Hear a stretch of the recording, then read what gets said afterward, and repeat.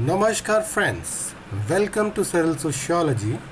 Today we will discuss Max Weber's theory of bureaucracy in a very simple and easy to understand language. Let's start. As you all know that Max Weber was a prominent German sociologist. He introduced this theory of bureaucracy as a part of his broader work on the sociology of organizations and authority. Basically, his theory is a fundamental aspect of his study on rationalization and modernity. Friends, Weber's theory of bureaucracy actually emerged in the early 20th century during the time of rapid industrialization and growth of large organization. At that time, Weber actually observed that traditional forms of administration based on personal kind of relationship and arbitrary decision making were actually being replaced by more rational and structured form of organization. Let's go through the various aspects of Weber's theory of bureaucracy. The very first is formal hierarchical structure. Organizations have a clear hierarchy where each level controls the level below and is controlled by the level above. For example, in a large multinational corporation, the CEO, that is the Chief Executive Officer, is at the top, followed by senior managers, middle managers, and then employees. Second key aspect is management by rules and regulations. Operations are governed by a consistent set of rules, regulations, and procedures, which actually ensure uniformity and predictability. For example, let's see in any government agency, let's say the Indian Revenue Service, which operates under strict rules regarding tax collection and enforcements. Next key aspect is organization by functional speciality. The work within the organization is divided based on specialized functions with experts handling specific tasks. For example, in a hospital, doctors, nurses, technicians, and administrative staff each have their specialized roles and duties. Next key aspect of bureaucracy is focus on impersonal relationships. Decisions and interactions in any formal organizations are actually based on objective criteria rather than personal relationships or favoritism. For example, in a university setup, admission processes that uses standardized test scores and grades to evaluate applicants. Next criteria is the employment is based on technical qualifications. Employees are selected and promoted on the basis of their technical qualification and competencies. For example, recruitment in any IT company, say like TCS or Infosys, is based on candidates' educational qualifications and technical skills. Next key aspect is lifelong career commitment.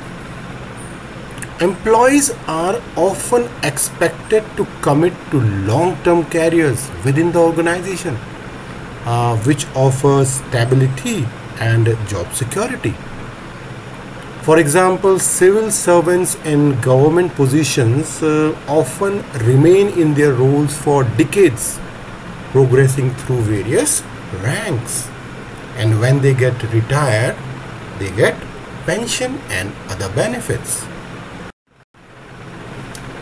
When we talk about the current significance of Weber's theory of bureaucracy, we find it remains highly relevant today, as it laid down the foundation for understanding modern organizations. Many principles of bureaucratic management, which Weber has told us and which we had just discussed, are evident in contemporary institutions, whether they are public or private. Public sector government agencies and departments are actually typically organized bureaucratically to ensure accountability and efficiency. For example, the Indian Administrative Service, that is IAS, follows a bureaucratic structure to manage various states and central government functions. In private sector, large corporations and multinational companies, we find they adopt bureaucratic structures to manage complex operations and their large workforces. For example, in India, when we see the multinational corporations like Reliance Industries or Tata Group, we find they employ bureaucratic principles to manage their diverse business operations throughout India and abroad. Friends, despite its contribution to organizational theory, Weber's concept of bureaucracy has faced several criticisms. And the first is rigidity, where critics say that bureaucratic structures can become with time very much inflexible and making it difficult to adapt to changes or innovation. Like we could see a government agency many times struggle to implement new policies quickly due to their cumbersome bureaucratic procedures.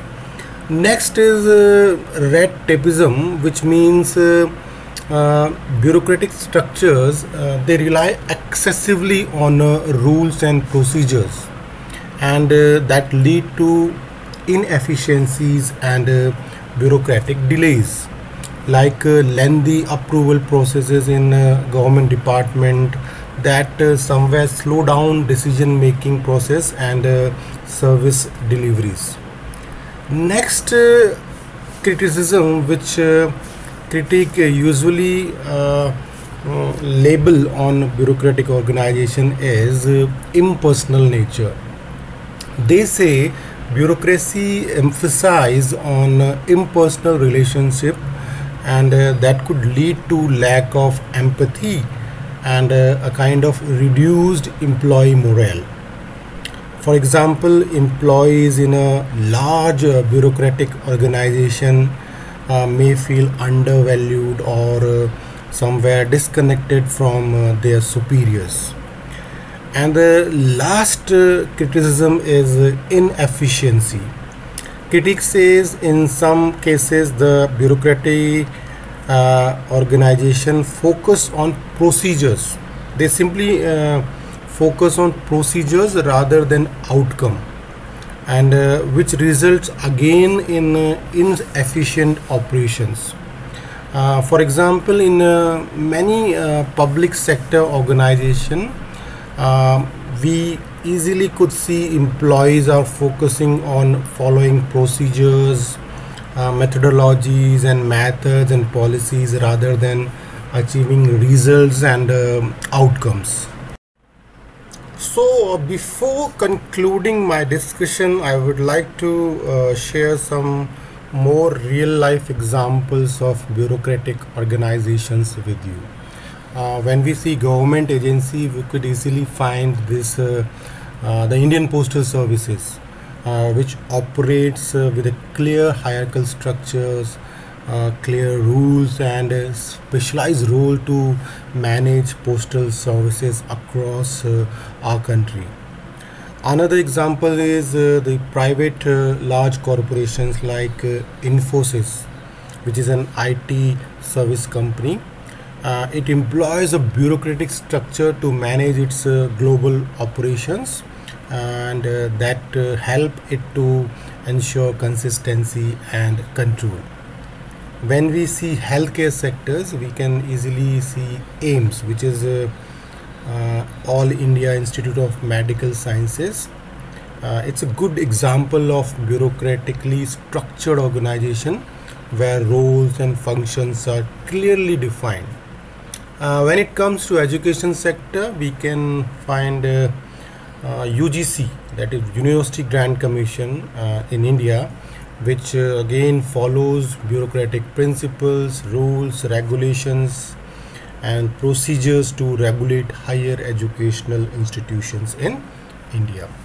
So finally, friends, Max Weber's theory of bureaucracy actually provides a critical framework for understanding the organization and management of large organizations, or we could say institutions. While it has been instrumental in creating efficient and accountable system, it also faces challenges related to, as we just discussed, rigidity and inefficiency. But modern organizations continue to balance bureaucratic principles with the need for flexibility and innovation to remain effective in this rapidly changing modern world. So this is for today, friends.